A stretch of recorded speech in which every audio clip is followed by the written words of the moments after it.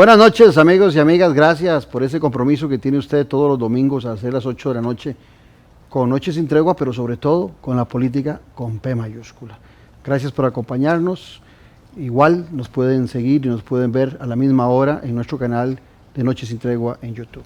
Hoy vamos a hablar de un proyecto que a mí me parece que es de los grandes temas, de los que uno se ilusiona ver una discusión a nivel nacional, sobre todo en la Asamblea Legislativa, que es el propuesto por doña Gloria Navas y que es la intención de que la Sala Constitucional, la Sala Cuarta, conocida popularmente, se vuelva un tribunal constitucional con independencia total de la Corte Suprema de Justicia.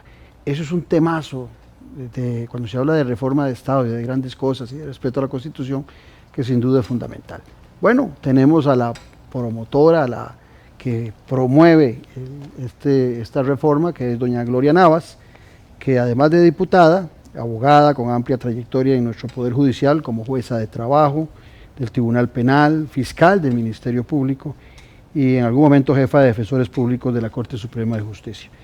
Y también nos acompaña don Rubén Hernández Valle, uno de los abogados más reconocidos de nuestro país, sin duda, yo no diría profesor, yo diría maestro, sabiendo hacer la diferencia entre una y otra, de derecho constitucional. Además, con varios libros y escritos en revistas especializadas en derecho, quien ha sido profesor visitante de las más prestigiosas universidades de América y de Europa. Doña Gloria, don Rubén, qué placer tenerlos acá para hablar de un temazo. Muchas gracias. Yo creo que el gusto es nuestro, ¿verdad, Rubén? Totalmente.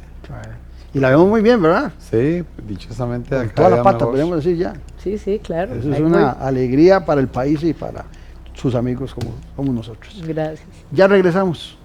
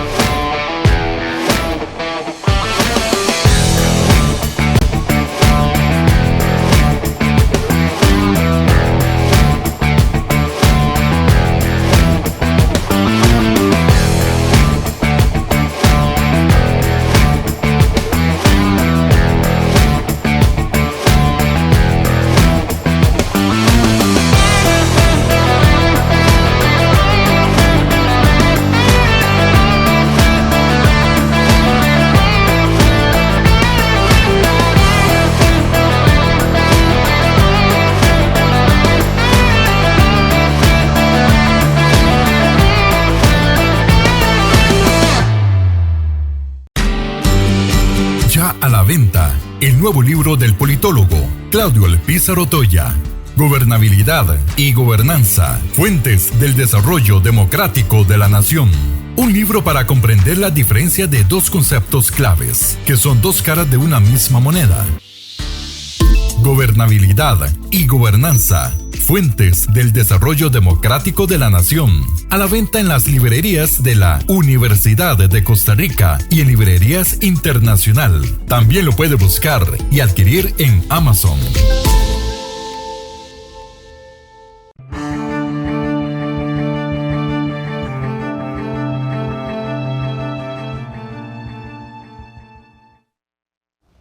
Gracias por continuar en nuestra sintonía. Y entrémosle al tema. Primero, está corriendo el año 35 de la Sala Constitucional, llamada popularmente Sala Cuarta. No hay la menor duda que ha sido exitosa la sala. No se le puede poner otro apelativo más que éxito a su gestión. Así es. Totalmente de acuerdo, Claudio. Este tema sobre el Tribunal Constitucional, la Sala Constitucional, sea la jurisdicción constitucional, es un marco perfecto del Estado de Derecho para garantizar el ejercicio a la ciudadanía de sus derechos y sus garantías fundamentales. Y antes de este tribunal, y me encanta llamarlo Tribunal Constitucional, la Constitución política estaba muerta. Es como la gente que tiene la Biblia abierta en una casa, ¿verdad? Sí. Y todo el mundo, mira qué linda Biblia. Bueno, así funcionaba la Constitución política, y cuando se hablaba del debido proceso, los mismos magistrados que existían anteriormente, antes de la sala, pues decían, ¿y eso qué es? Y yo en la Jefatura de Defensores Públicos y en el Ministerio Público, mi papá desde pequeñilla me hablaba del due process of law. Papi había estudiado en la Universidad de Columbia, en Nueva York, y entonces para mí era un idioma común, pero ahí yo decía, es que el debido proceso, y decía, ¿y eso qué es? Cuando vino a la Sala Constitucional fue una bendición tremenda, sobre todo en esos derechos fundamentales, la interpretación viva de lo que es el artículo 39 de la Constitución política, ¿verdad? Lo que es el principio de culpabilidad, principio de inocencia, los principios garantistas, incluso aquí voy a meter el presidente de la República diciendo que nosotros somos, y el Poder Judicial, los encargados de proteger a la criminología porque tenemos un sistema garantista. Qué ignorancia más tremenda.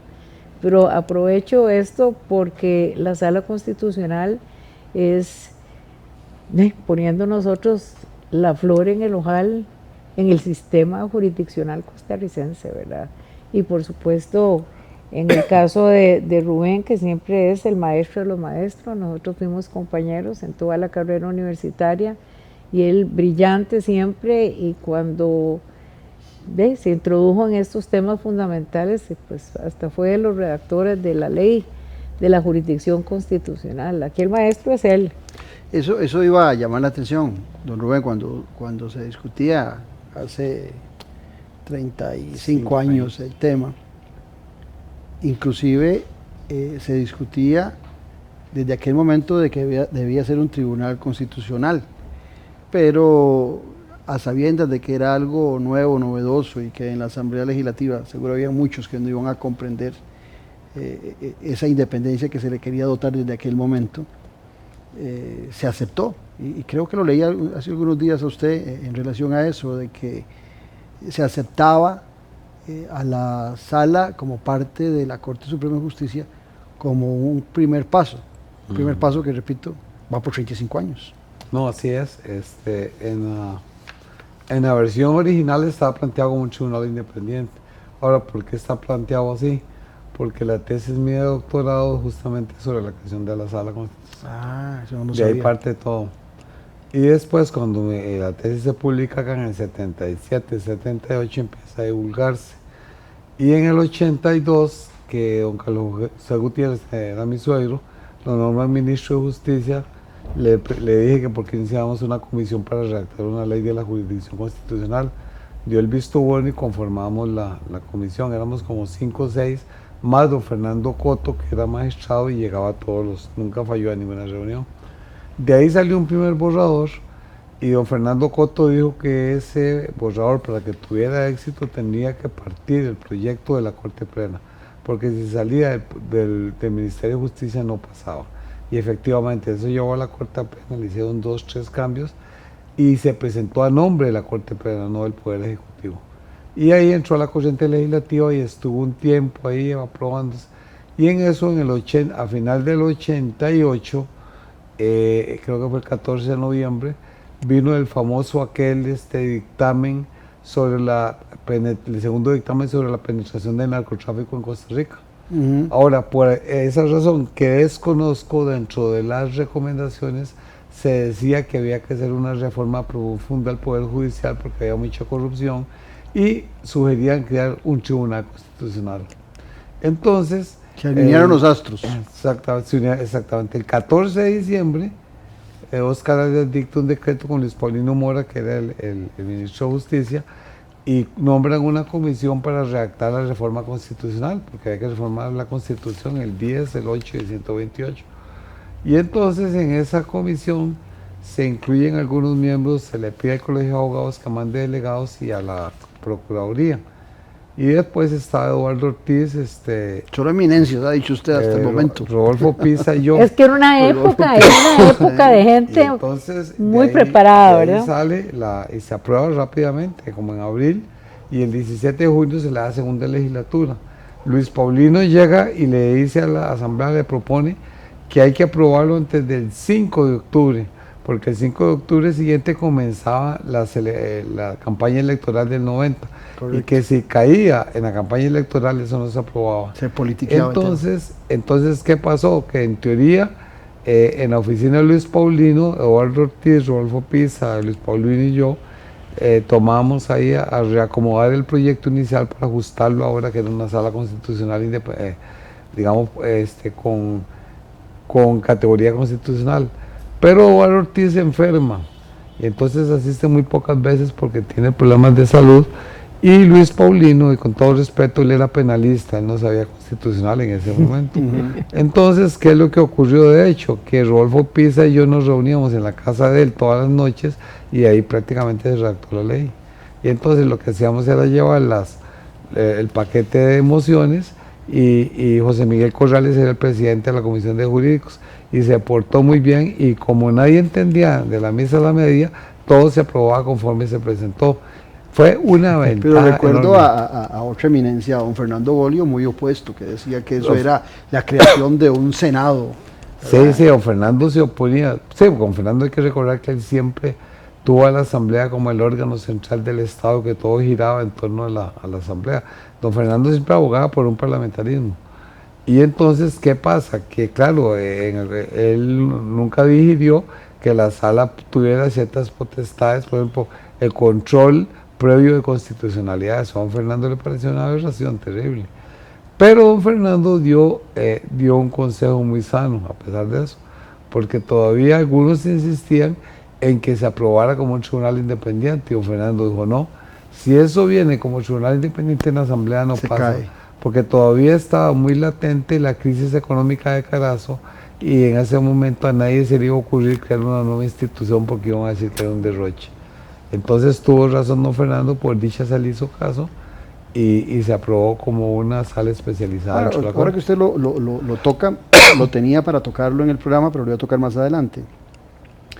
Si hacemos el planteamiento de que se independice, que ahora podemos ver las circunstancias de por qué es la idea, pero en ese tema que acaba de tocar y que don Fernando Bolio lo planteó en aquel momento, hoy podría ser una de las quejas de la gente, más instituciones, un poder judicial más grande, más funcionarios, más magistrados. Eso no es así, ¿no? En el proyecto. No mataría el número de magistrados y en cuanto se queda en 7. Sí. Y se queda la Corte Plena en 15. Sí, más bien eso podría incluso aligerar el trabajo de la Corte Plena y darle esa independencia que se necesita en tema constitucional, ¿verdad?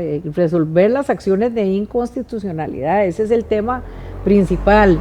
Por supuesto, ahí están los habeas corpus como garantías, los recursos de amparo, pero la esencia misma de un tribunal constitucional es velar por la constitucionalidad del Estado de Derecho, cómo se maneja y esa protección esencial. Vea que incluso en los Estados Unidos tienen la facultad, la Corte Suprema de los Estados Unidos, cuando tienen pues todos los gobiernos estatales y hay un tema que es sumamente importante y que se está discutiendo en las cortes estatales, ellos pueden jalar y atraer el tema y discutirlo, ¿verdad? Así es, Rubén, en la Corte Suprema de Justicia, si no tiene que plantear una gestión de acción de inconstitucionalidad, sino que ordena precisamente el marco superior del Estado de Derecho. Entonces, esto es importante, eso no va a significar más gastos, en realidad es un ordenamiento de cómo tiene que ser y una garantía más para los derechos fundamentales de las personas.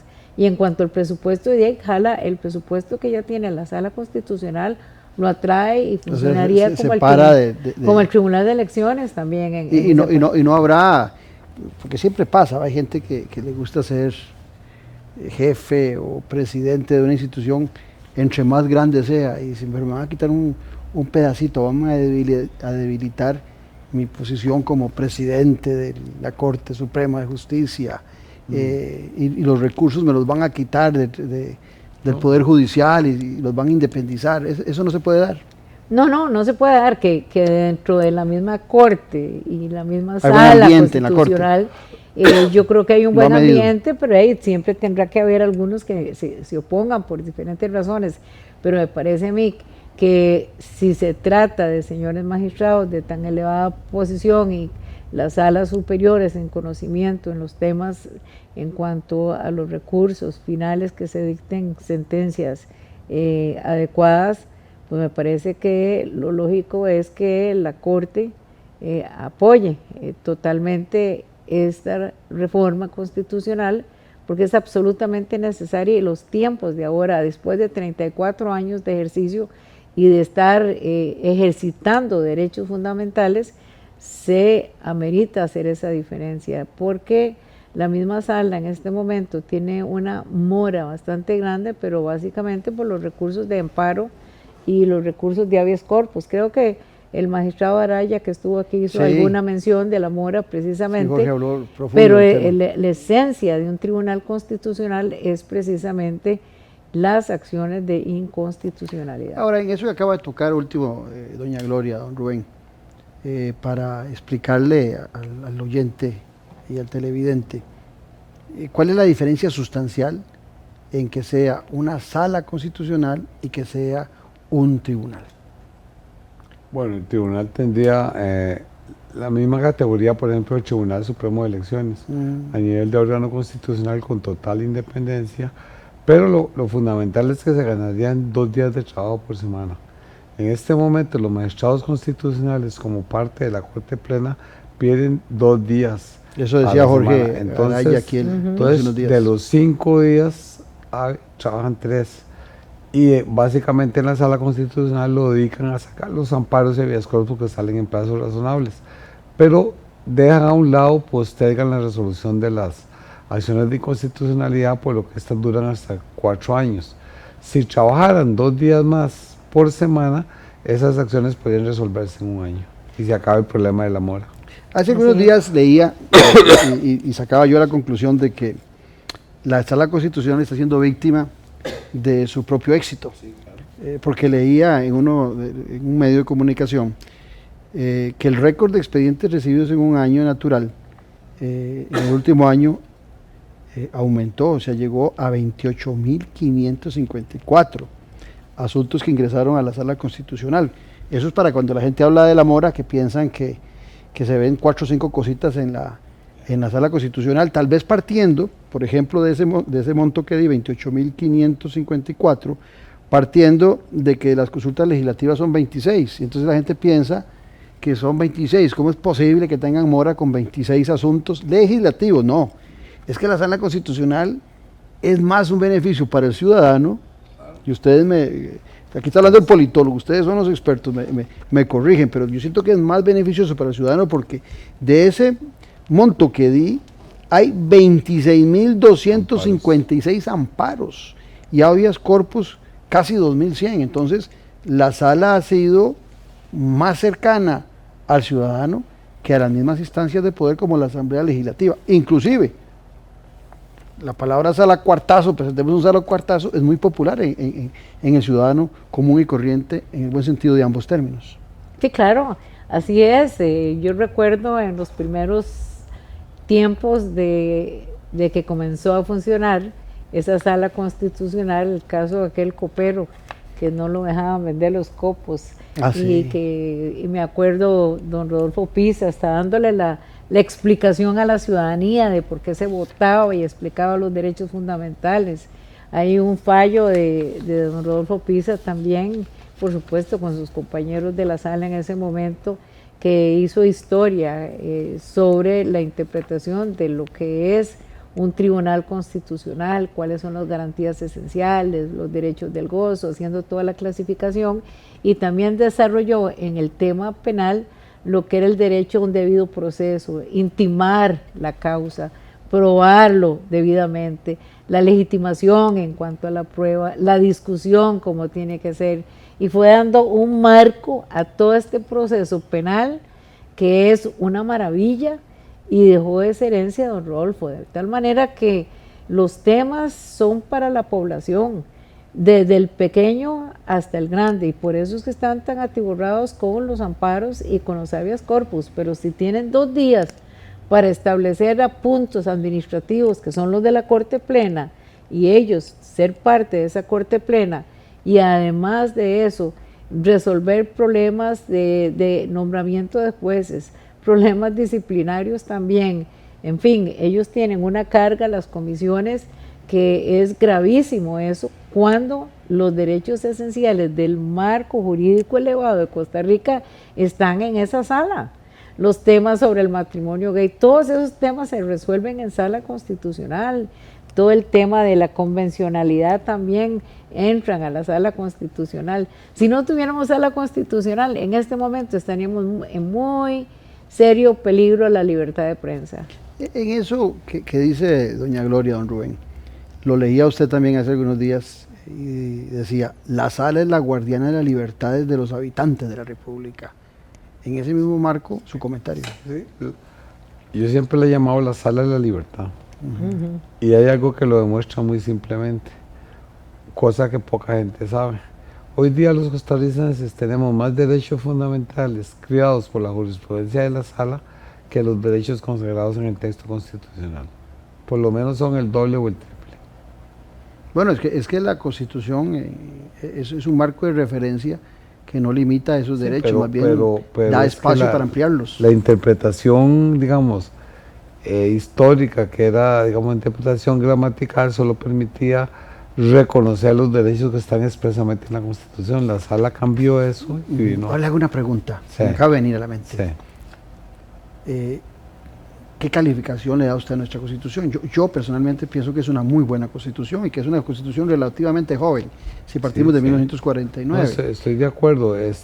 Yo no reformaría hasta el 105, no hay que tocarlo. Todo lo que es el régimen de los derechos fundamentales, el Tribunal de Elecciones, hasta ahí está perfecto. A partir del 105, en la parte de la Asamblea, en la gobernanza, gobernanza, el tema de gobernanza, pero no mucho.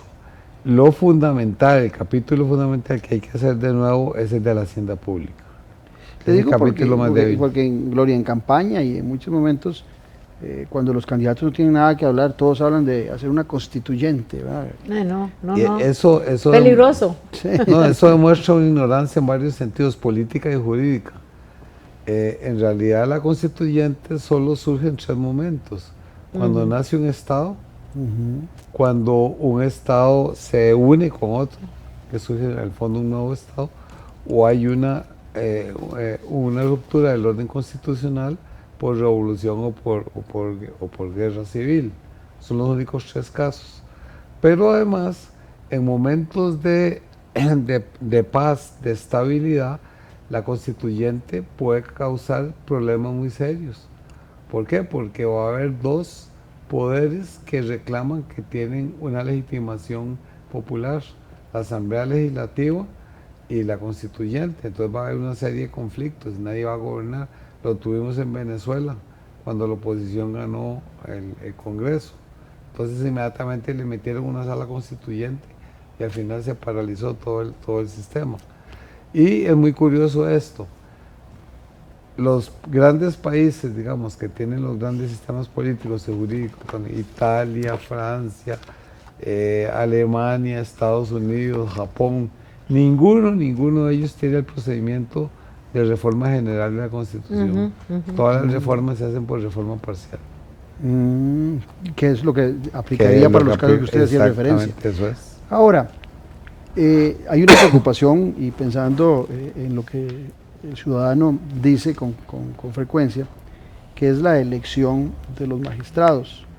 Nunca hay una satisfacción en cuanto a que los magistrados tengan que hacer lobby, ir a tocarle puerta a los diputados, las influencias que hay, y de cómo después, posteriormente, está el tema de que se piensa que hay que pagar esos favores políticos para haber llegado a la magistratura. ¿Cómo se plantea en el proyecto la elección de esos 7 magistrados? Me imagino que si se aprobara en esta legislatura y entra pronto en ejercicio ese cambio constitucional, los 7 que están pasan de inmediato a la nueva sala, pero los posteriores, ¿cómo se elegirían? ¿Cambia el sistema o se mantiene? No, hay algunas sugerencias ahí, incluso Rubén y yo los hemos estado conversando, ¿verdad?, de cómo evitar, digamos, la falta de participación en estas elecciones cuando hay tanta gente preparada en estos tiempos, ¿verdad? Y jueces también de mucha experiencia. Y hablábamos también de la integración, ¿verdad, Rubén?, con parte de un equipo del Colegio de Abogados que hiciera una propuesta de nombres a esos efectos para darle chance a ese colegio profesional también. Y la posición de Rubén, con la cual yo no estoy totalmente de acuerdo, era que fueran nombrados por 2 periodos, Rubén. Máximo, sí. Máximo 2 periodos. ¿Periodos de qué? ¿6, 8 años? 8 años, siempre los 8 años. O sea, máximo 16 años Eso es. como magistrados. Sí, eso es... ¿Y usted no está de acuerdo en eso? No en principio en este sentido. Sí, 16 años son bastantes años para probar si una persona tiene una capacidad para estar en un tribunal constitucional. Pero y podría ser muchos años si llega con 60 años. Sí, claro. Pero si llega con 35, 40 años. Bueno, hasta la edad también habría que subirla. Esa es una de las reformas que se están planteando en cuanto a la edad. 50 años hablamos, ¿verdad, Rubén? 50. Porque 35 años es muy joven. Todavía están muy pichoncitos a esas edades para manejar estos temas. No, es que la sala en estos tiempos...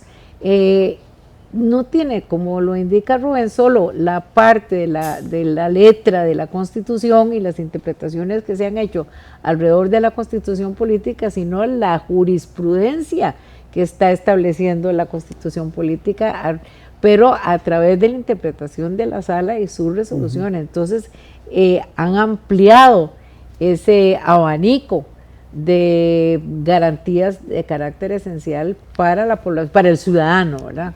Ahora, don Rubén, cuando se va a escoger un magistrado, y lo digo como a nivel de comentario porque hasta padezco yo de lo mismo, nos interesa más y nos llama más la atención cuando es de la sala tercera, la penal, o cuando es de la corte, de la sala cuarta, ¿verdad?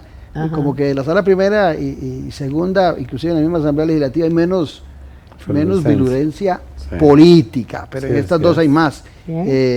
A la hora de independizarse, me imagino que también los ojos se van a volver todavía más estrictos en esa selección.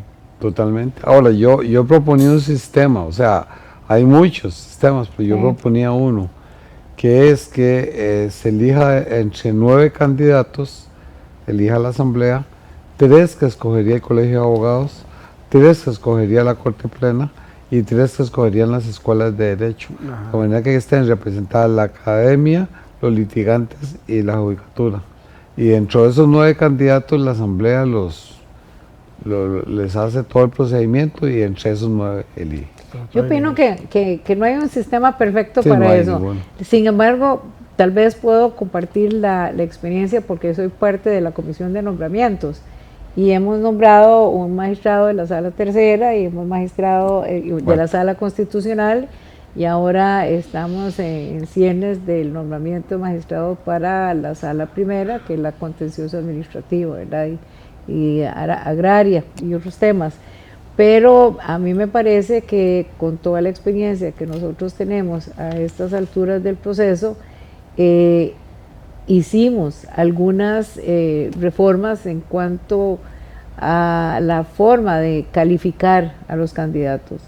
Por ejemplo, cambiamos el monto de porcentaje favorable con relación a las personas que estuvieran, es decir, en la entrevista, porque los atestados a veces son muy buenos, son excelentes, pero bueno, nos gusta entrevistar. Ahí el asunto es Y tener... se le daba mucho peso a eso. Sí, ¿verdad? sí, no se le daba tanto el peso como ahora le estamos dando nosotros, pero para eso, por supuesto, la capacidad de qué preguntas vamos a hacer son sumamente importantes, porque los candidatos para un tribunal constitucional son muy buenos candidatos, y tampoco le vamos a hacer preguntitas de cuál es la mora, de cuánto le entra, no, son temas constitucionales de si se les presentaría este caso, cómo lo resolverían. Sí, que me adelanto ahí, que puede ser que en un momento los diputados que los entrevistan no tengan el conocimiento ni la capacidad para hacer un buen examen. Ese es el problema. Está mejor el alumno en ese momento que es superior que al alumno. Están examinando. Claro que sí. Entonces, en las materias penales, en las materias constitucionales, bueno, ahí puedo entrar yo, pero soy una única diputada. Hay otros abogados, pero ellos mismos dicen, no son mis especialidades. Entonces, pero la entrevista es sumamente importante dependiendo de la calidad de los señores diputados. ¿Qué haríamos nosotros con un plenario si fuéramos todos muy competentes? Sería diferente. Vea que en los Estados Unidos el presidente es el que propone al magistrado. ¿Y quién lo califica? El Senado, ¿ves? Sí. ¿Verdad? El Congreso. ¿Verdad? Es el Senado que son los superiores. Entonces, ellos son gente muy capaz, es un órgano político, pero también la gente que está ahí es una gente muy capacitada y hacen buenas preguntas y bueno, y ahí revuelcan todo, ¿verdad? Su historial y su capacidad técnica y todo, y la persona tiene que defenderse adecuadamente, pero son gente muy calificada también los candidatos. Entonces, en la entrevista, vea que ahí es donde se hace la entrevista, yo me pongo a hacer preguntas, ¿qué tal si la entrevista final sería la que hace el plenario costarricense trayendo a un candidato en ese momento? Yo no me imagino si lo van a despedazar con cosas que no tienen importancia, con temas personalísimos. Eso es muy delicado. Por eso a mí que me parece que la Comisión de Nombramientos debe mantenerse, pero mejorar la asesoría que se tiene para efectos de repreguntas. Si uno tiene un buen asesor en la materia, eso haría más equilibrado todo ese interrogatorio. Ahora, en eso que dice Gloria, don Rubén, resulta que también el ciudadano que le da seguimiento a estos temas se preocupa mucho por las puertas giratorias. De repente alguien que ha sido ministro en un partido o que ha estado en alguna posición determinada quiere ser candidato a magistrado. Entonces, puede que lo haga en una forma muy independiente, pero ya queda el olorcillo de que es el candidato promovido por X expresidente o por X partido. Y en el otro tema que también tocaba doña Gloria, que es el tema de rebuscar hasta saber la talla del calzoncillo del magistrado. Eso es común también en los Estados Unidos y en Europa. O sea, yo creo, y usted me corrige por su experiencia, que si hay un puesto en Europa, en Estados Unidos, en Canadá, en Japón, póngale el nombre de la potencia que quiera, que se rebusca hasta el máximo, son los magistrados y especialmente los constitucionales. Sí, así es. Sí, porque las funciones que ellos ejercen son tan delicadas y sus resoluciones tienen evidentemente repercusiones políticas. Entonces una resolución del Tribunal Constitucional puede incidir directamente sobre el equilibrio de las fuerzas políticas en un determinado momento.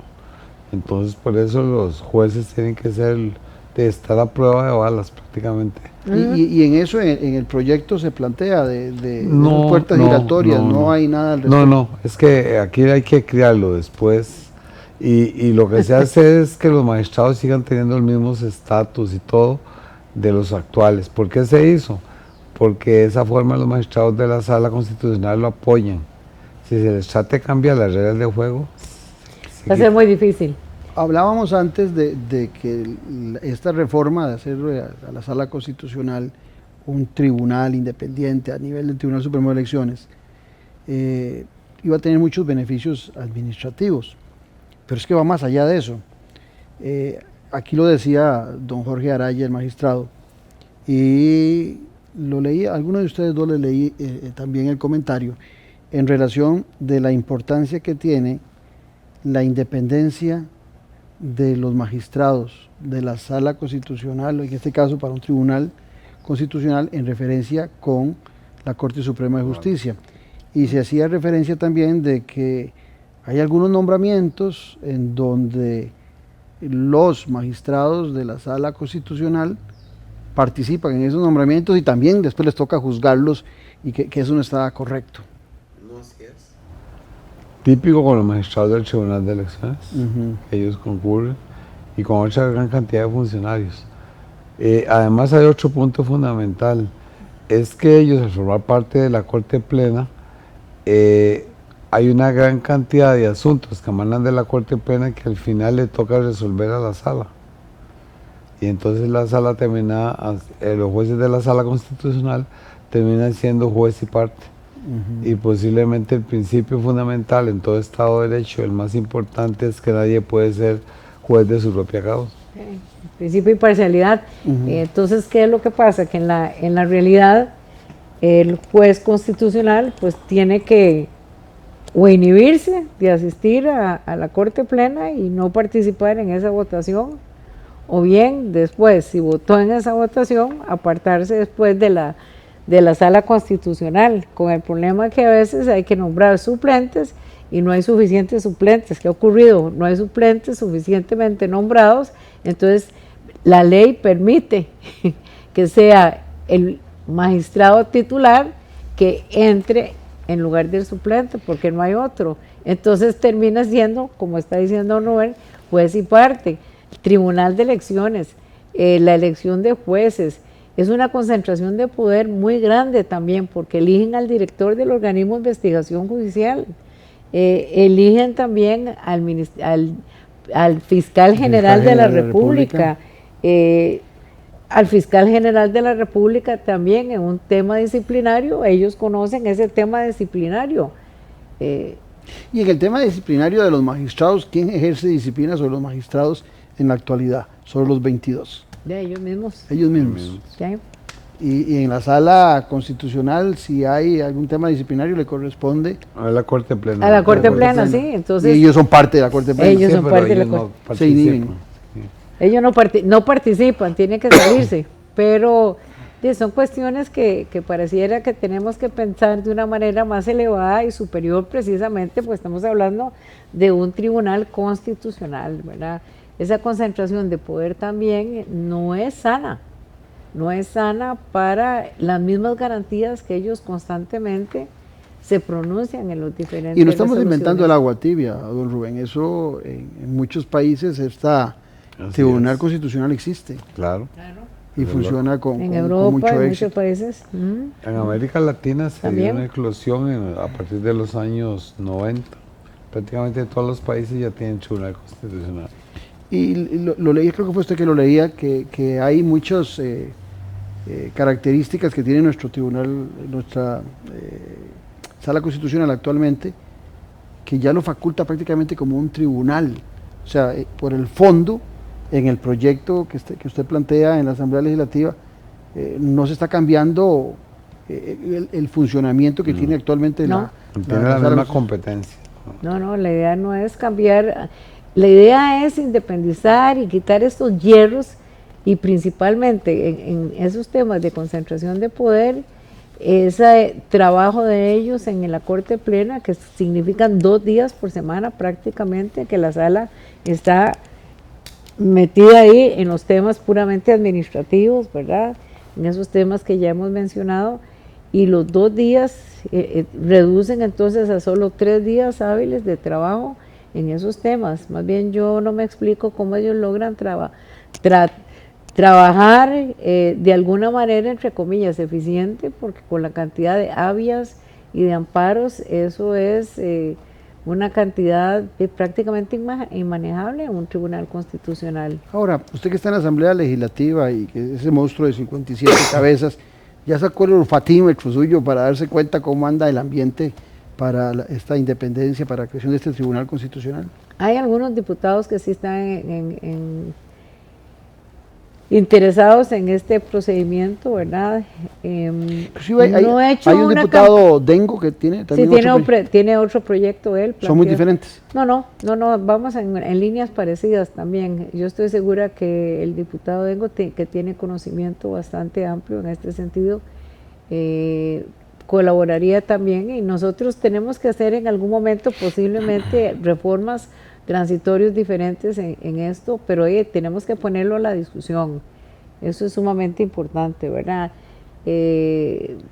Yo no sé si el tema como tal en estos momentos es de interés para todos los 57 diputados, porque es que estamos en una lucha muy grande sobre temas de confrontación con el Poder Ejecutivo. Yo creo que me imagino que la Sala Constitucional está con los ojos puestos en lo que está pasando, porque el señor presidente, y lo digo aquí con todo respeto, por los temas que estamos hablando, habla de que el gobierno se funda en un banco de 3 patas, el Ejecutivo, el Judicial y el Legislativo, pero sin embargo él está diciendo el Poder Judicial está renqueando, y cuando está hablando de renqueando incluye la Sala Constitucional.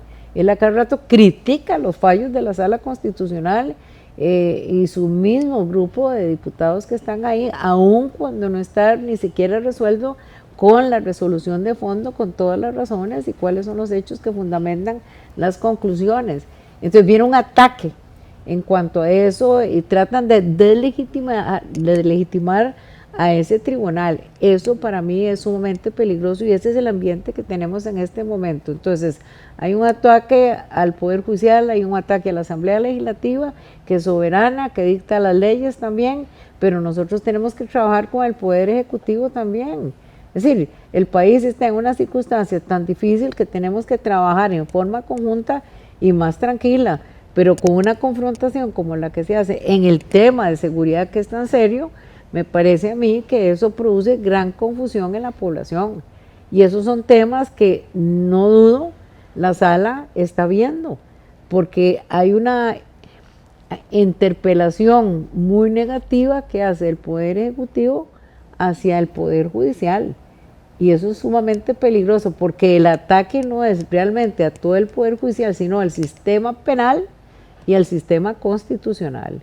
Así que me parece que el ambiente en este momento no es mejor ambiente para hacer una reforma, pero hacer el estudio, iniciar la comisión y darle el trámite constitucional, porque yo no creo que terminemos en estos periodos, pero sí darle el trámite, pero sobre toda la tramitación constitucional. Pero en este proyecto en particular, el papel del Poder Ejecutivo puede ser de opinión, pero digamos que todo el brazo legislativo es de la Asamblea Legislativa, y seguramente, por supuesto, que considerar las opiniones de la Corte Suprema de Justicia. Claro.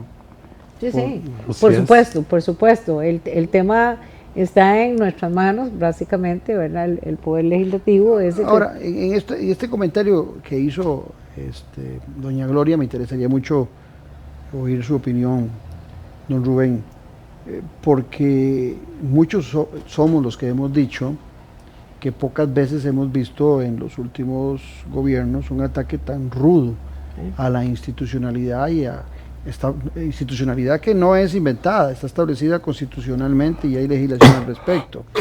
Es un ambiente complicado porque, con todo respeto para muchos ciudadanos, no todo el mundo profundiza en los grandes temas y toma posiciones muy a la ligera, y a mí a veces me da la impresión de que hay actores políticos que se valen de ese desconocimiento para promover esas opiniones a la ligera, y se golpea constitucionalmente el sistema democrático que tanto nos ha costado tener en nuestro país. Inclusive hay mucha gente, yo lo he dicho en muchas ocasiones, aquí estuve inclusive al jefe de fracción del presidente Bukele, del Partido Nuevas Ideas en El Salvador. Bukele puede ser muy, muy apropiado para El Salvador, pero es que la historia de El Salvador y la historia de Costa Rica son muy diferentes, y la institucionalidad nuestra requiere un gran respeto sobre lo que estaba planteando Gloria sobre la Constitución. Entonces todavía se hace más representativa esa independencia de la Sala Constitucional. Totalmente de acuerdo. Es decir, la sala es como un árbitro super partes. Tiene que actuar.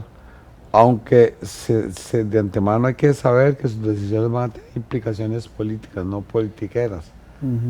Políticas en el buen sentido, con P mayúsculo. Con P mayúsculo. ¿Para qué? Porque evidentemente las sentencias de la sala, directa o indirectamente, tienen efectos políticos, económicos, sociales. Más, por ejemplo, tomemos el caso de Estados Unidos. En Estados Unidos hizo más las sentencias de la Corte Suprema en los años 40 y 50 que toda la legislación de Roosevelt sobre el New Deal.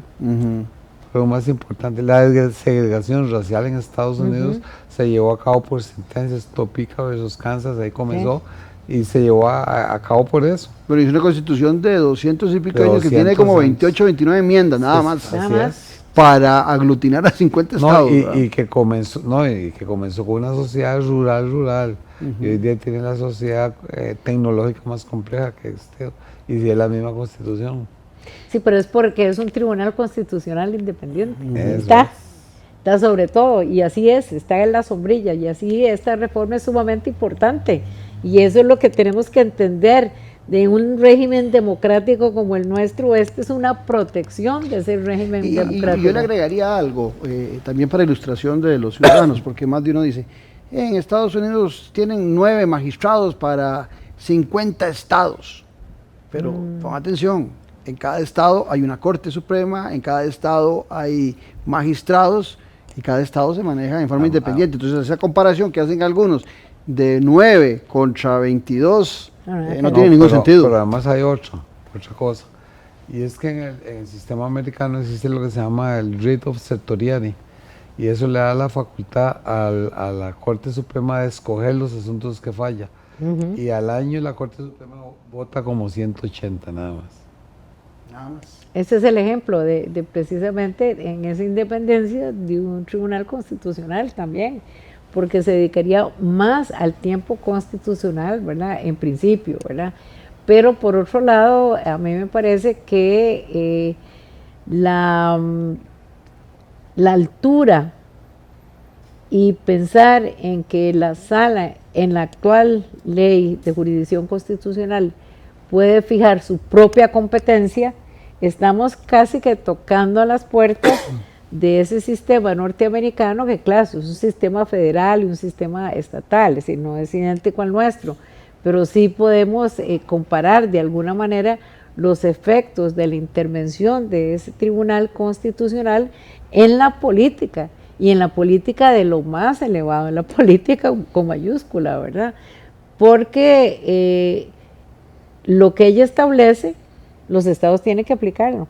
Sí. Exactamente. Ok. Y nosotros tenemos esa facultad con la ley actual de la jurisdicción constitucional de fijarse su propia competencia. La sala dice, esto no está aquí previsto, pero nos vamos a fijar esta competencia y deciden. Entonces estamos muy cerca, y lo han utilizado, por supuesto, en todos estos años de funcionamiento, y sobre todo en los últimos años también. De tal manera que nosotros sí estamos listos para un tribunal constitucional.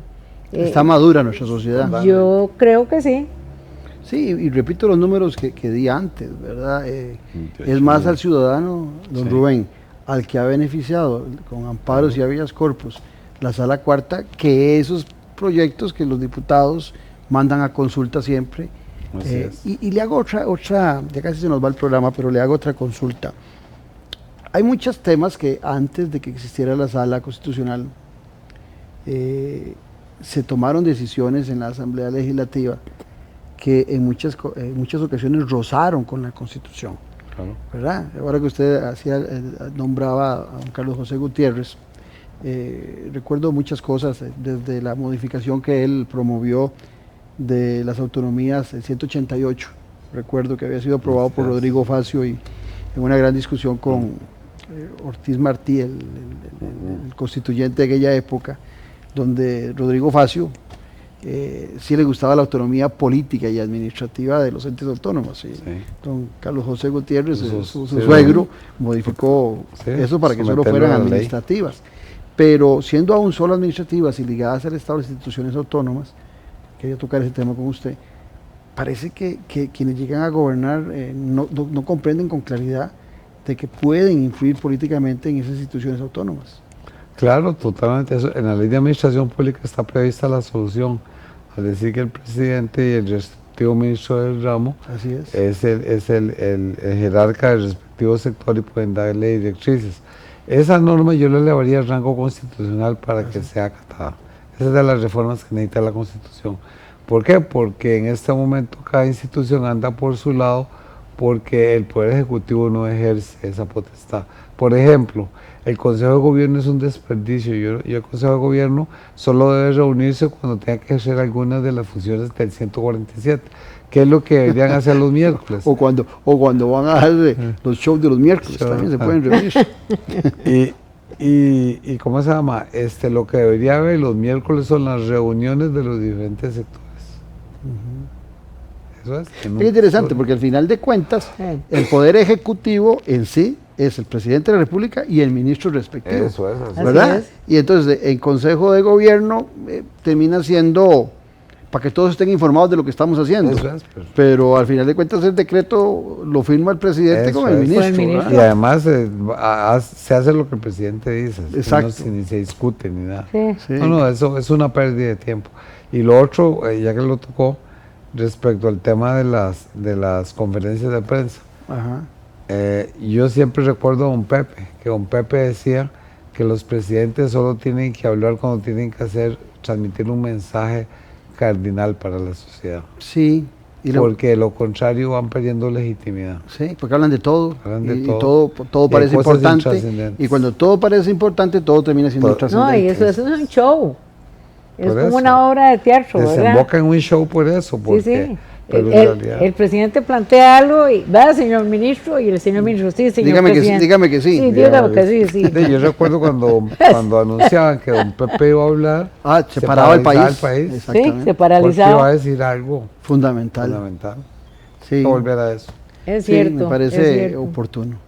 Bueno, doña Gloria, don Rubén, agradecerles, sinceramente lo digo, es un honor tenerlos a ambos.